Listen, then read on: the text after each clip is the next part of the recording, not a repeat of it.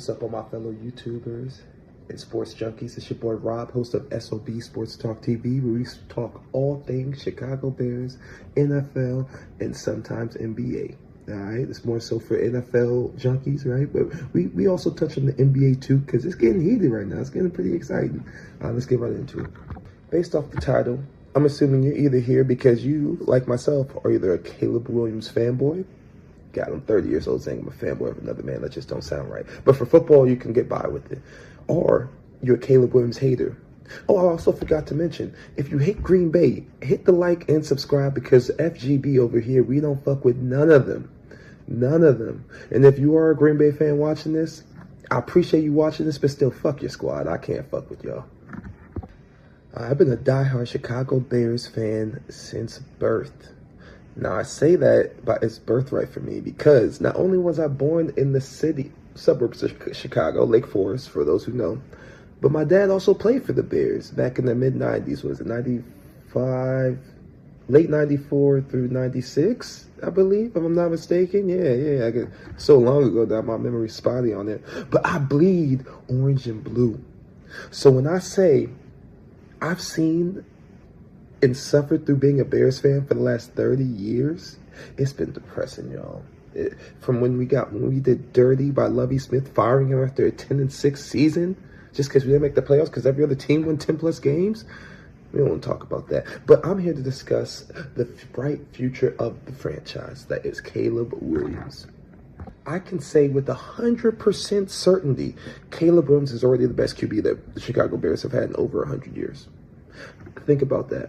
Now, granted, we still don't have a 4,000-yard passer, because he was, 60 yards short of reaching 4,000 yards. But the man had 3,900 yards, 3,950 yards, 27 touchdowns to 7 picks, and another 3 rushing touchdowns. Come on, man. Come on.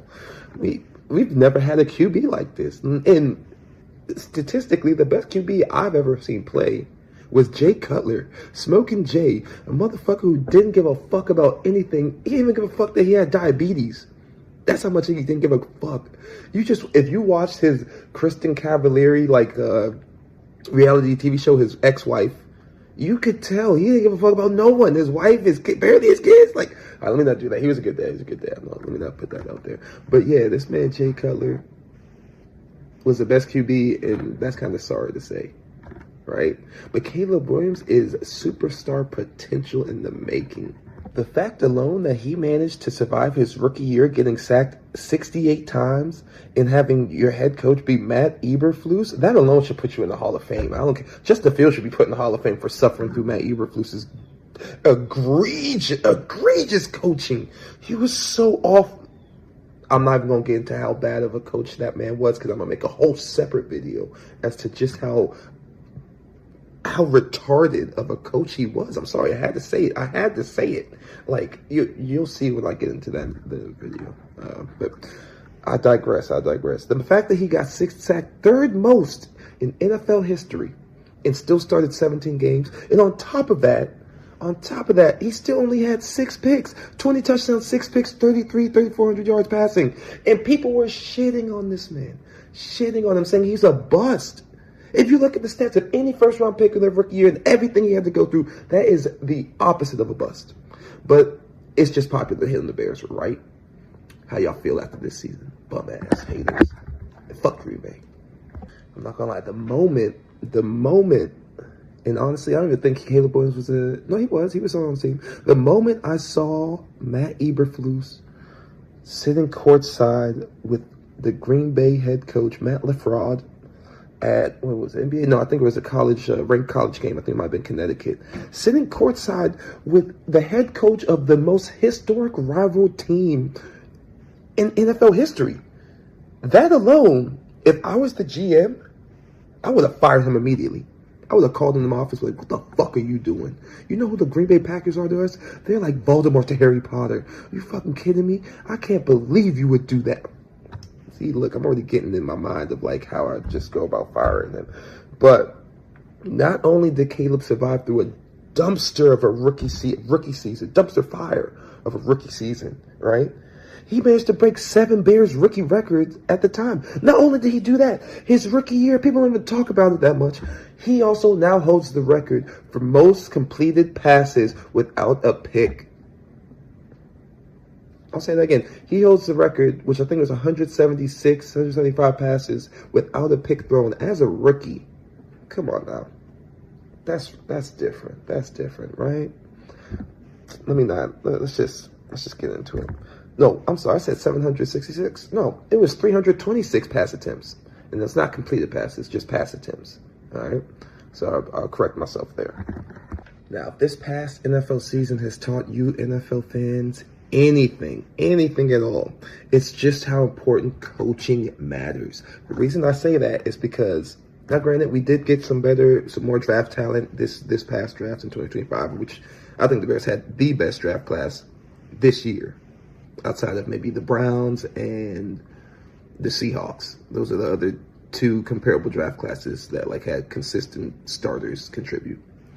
But relatively speaking, from when we had Matt Eberflus to Ben Johnson, we had relatively the same players on the team.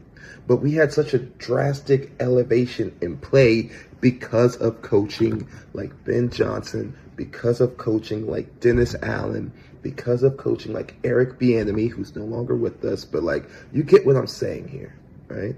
Coaching is more important than players. Look at Sam Darnold. He left the Jets. No one who goes to the Jets succeeds because of, I'm not trying to throw Aaron Glenn under the bus because he just got there. That's more so organization. But organization, coaching, front office, management is very key to a successful organization. Look at the Rams. They're one of the best run organizations because they have a great GM and they have one of the best head coaches in the league. No questions asked. Look at the 49ers. They're always competitive no matter the injury because Kyle Shanahan knows how to cook up a fucking offense. And somehow Robert Saleh coming back, rejuvenating the defense that has fucking 8 guys off the fucking street.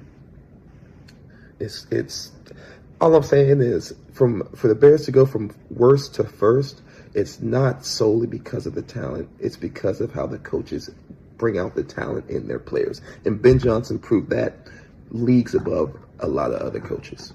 Only did Ben Johnson take our bottom-ranked, we were probably 27th in offense last year. We became a top 10 unit with the NFL's best rushing attack.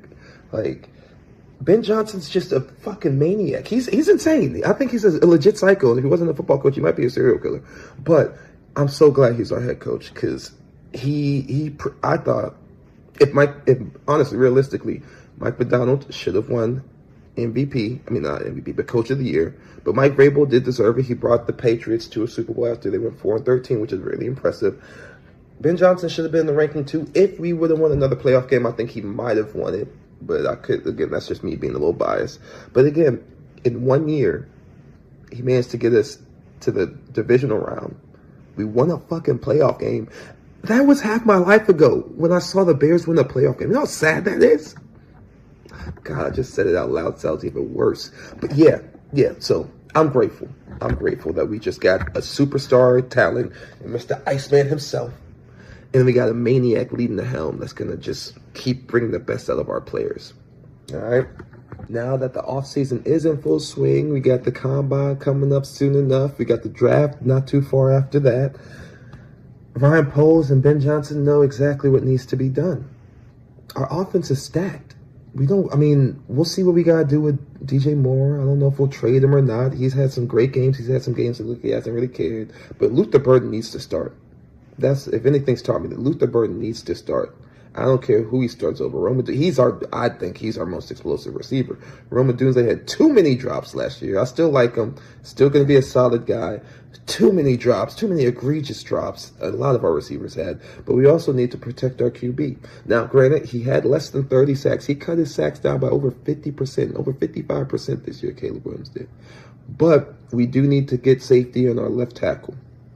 Right? We don't know what Jones going to be. Ozzie Trapillo coming off a season-ending injury. We just need more depth. So we'll see if we're going to attack left tackle at free agency or if we're going to just attack it in the draft. personally speaking, we need to throw defensive line in the draft, because it's going to be a stacked draft class with that. And again, that's going to be in future videos. We'll talk more about what targets we should be aiming for. But when you have a QB in his second year who threw 3,900 yards, 27 touchdowns, 3 picks, almost 400 rushing yards, along with another 3 touchdowns on the ground, and a not over 90 passer rating, how can you hate on the kid? In 2 years, he has 47 total touchdowns. I believe he had 47 total touchdowns and 13 picks in 2 years. That's ridiculous. Now, granted, the bar for being a Bears QB is very low, but he shattered it. So I'm just grateful that we got a soon-to-be top 10 QB. I say soon-to-be because he got to prove a little more in the league, but I think most people could say that the monsters of the midway are back, and the NFL needs to watch out. If you made it this far, appreciate the support, and I plan to definitely be coming out with more videos on a weekly basis, 2026. You know, the goal by the end of the year is to get to 20K subs, and hopefully by then we're going to be talking more playoff Chicago Bears football, baby. Let's go. Bear down and fuck Green Bay. See you soon.